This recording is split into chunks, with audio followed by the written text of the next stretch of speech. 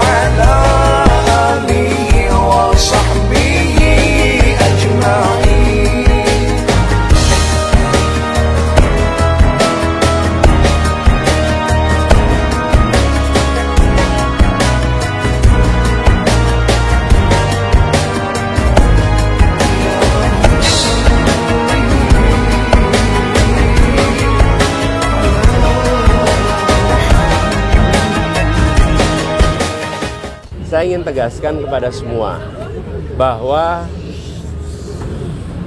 pemilihan umum harus dijaga integritasnya.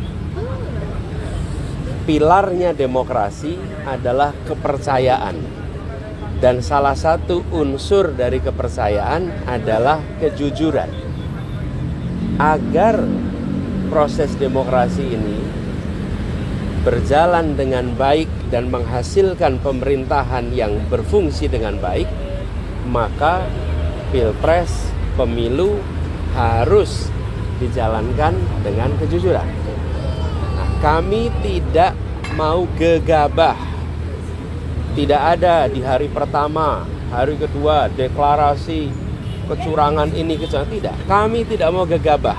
Karena kami ingin menghormati rakyat Indonesia, dengan rakyat Indonesia mendapatkan informasi yang akurat, yang matang, yang sudah terverifikasi. Itulah sebabnya kenapa tim hukum bekerja lengkap, dan kami bersyukur tim hukum ini sampai dengan daerah itu komplit di seluruh provinsi, mengumpulkan semua data, dan kami tidak akan menyampaikan informasi yang sekedar menimbulkan kontroversi. Tapi kami ingin sampaikan kepada semua, dari temuan sementara kami menemukan problem yang terbesar bukan di TPS, tapi problem terbesar yang ditemukan adalah kegiatan-kegiatan pra-TPS. Kegiatan-kegiatan yang membuat aktivitas di TPS itu dipengaruhi dan tidak mencerminkan aspirasi rakyat yang semula ada. Ini temuan yang paling mendasar, pra-TPS. Nah, pra-TPS ini banyak aktivitasnya, nanti detail akan ada. Ini yang sangat mengkhawatirkan. Jadi, kualitas dari hasil pemilu yang sesungguhnya harus mencerminkan aspirasi rakyat, di dalam temuan kami, sebagian bukan aspirasi rakyat. Sebagian adalah aspirasi yang dipaksakan kepada rakyat. Dan proses itu tidak terjadi kebanyakan di TPS atau sesudah TPS, tapi terjadinya sebelum sampai ke TPS. Sebagai sebuah praktek ketidakjujuran, ini adalah peningkatan kualitasnya dibandingkan yang dulu-dulu. Dan ini yang bisa mengganggu demokrasi kita. Jadi saya ingin mengajak kepada seluruh rakyat Indonesia, apapun pilihan pilpres saudara-saudara sekalian, boleh memilih nomor 1, boleh memilih nomor 2, boleh memilih nomor 3, tapi harus sama-sama memilih pilpres yang jujur. apapun pilihannya. Mau pilih 1, 2, 3, harus sama-sama kita pilih yang jujur. Dan keberhasilan karena kejujuran akan menghasilkan kekuatan moral yang kuat. Tapi kalau keberhasilan yang tidak ditopang dengan kejujuran, apalagi dengan pelanggaran-pelanggaran, dia akan menghasilkan cacat moral yang berdampak besar. Saya ingin ingatkan pada semua, pelanggaran-pelanggaran seperti ini bisa terjadi di bidang-bidang yang lain. Kalau pelanggaran di bidang pemilu dibiarkan, sebentar lagi akan terjadi di tempat lain. Di kompetisi bisnis kita akan menemukan ketidakjujuran. Di dalam praktek-praktek perubahan peraturan kita akan menemukan ketidakjujuran. Jadi penularan akan terjadi bila peristiwa di sini dibiarkan. Karena itu pada siang hari ini ketika kami berkumpul bersama di sini, kita mendengarkan. Nanti sesudah semuanya lengkap, pada waktunya tentu akan ada langkah berikutnya. Tapi sekali lagi saya ingin sampaikan, kami tidak gegabah, kami tidak akan menyampaikan informasi sekedar membuat kontroversi, karena kami ingin menghadirkan hasil pemilu pilpres yang berkualitas, yang penuh dengan nilai kejujuran. Itu yang bisa saya sampaikan. Artinya sekarang tadi akan melaporkan begitu Pak langkah konkretnya? Apakah sudah ada komunikasi juga dengan tim THN 03, kan juga katanya berkomunikasi cukup intens dengan 01. Bagaimana Pak langkah selanjutnya? Sekarang semuanya lagi dikumpulkan.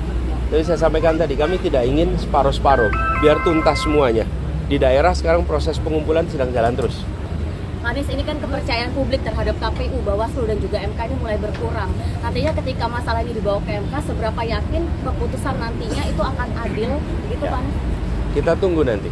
Yang jelas bagi kami sekarang, kami ingin agar semua informasi yang terkumpul terverifikasi, solid, dan kami minta kepada semua jajaran aparat pemerintah, jangan ada yang mengintimidasi mereka-mereka yang mau bersaksi. Karena kita sudah menemukan di lapangan, mereka yang menemukan praktek-praktek penyimpangan itu mengalami intimidasi, mengalami ketakutan, padahal ini negeri yang merdeka, jangan sampai itu terjadi. Pak Anies, ini kan salah satunya, mungkin kalau misalkan peran TPS, apakah terkait pelanggaran yang dilakukan tapi tidak ditindaklanjuti oleh Bawaslu, dan mungkin kalau misalkan dari Parpol sendiri, Gus, dari PKB, akankah mendorong untuk melakukan hak angket di DPR untuk pemanggilan ke KPU Bawaslu, seperti apa sih Gus? Karena Pak Ganjar juga mendorong untuk hak angket kecurangan dibawa ke hak angket DPR. Gimana? Langkah dari 01 ya. Gimana Pak? Gini, ketika kita mendengar akan dilakukan, kami melihat itu ada inisiatif yang baik. Dan ketika Pak Ganjar menyampaikan keinginan untuk melakukan angket itu, fraksi PDI Perjuangan adalah fraksi yang terbesar. Kami yakin bahwa koalisi perubahan, Partai Nasdem, Partai PKB, Partai PKS akan siap untuk bersama-sama. Jadi saya memandang dengan adanya inisiatif angket, proses di DPR bisa berjalan.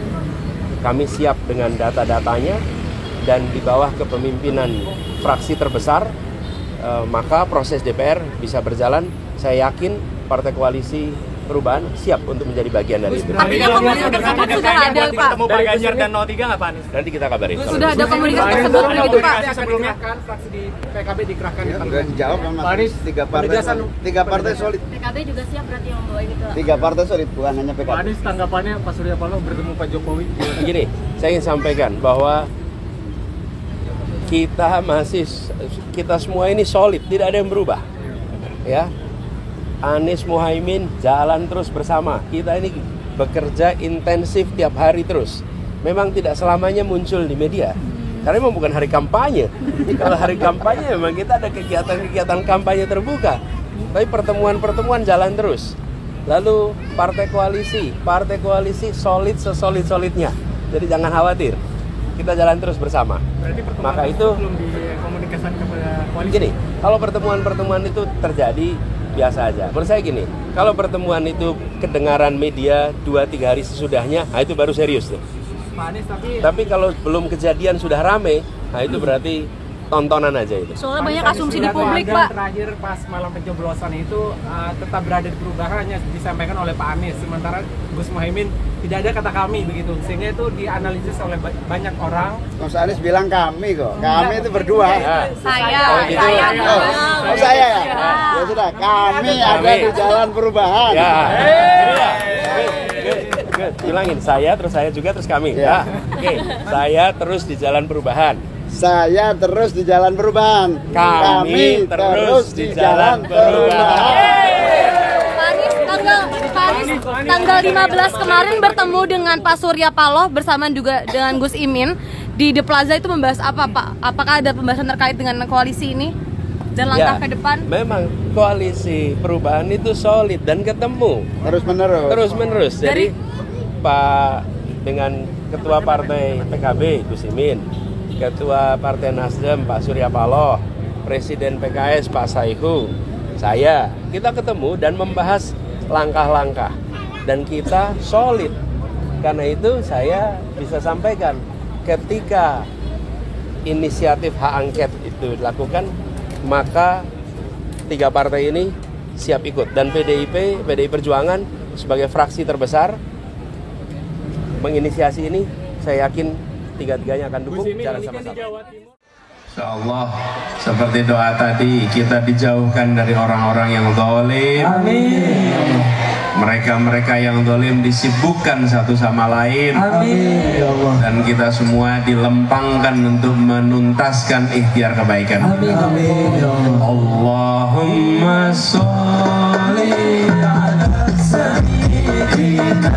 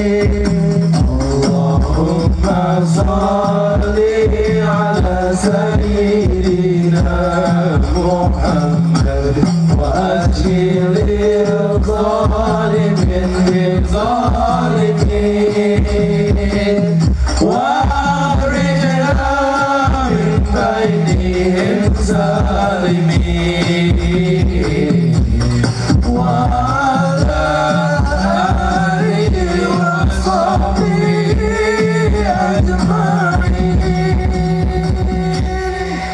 Allahumma salli wa sallim wa barik ala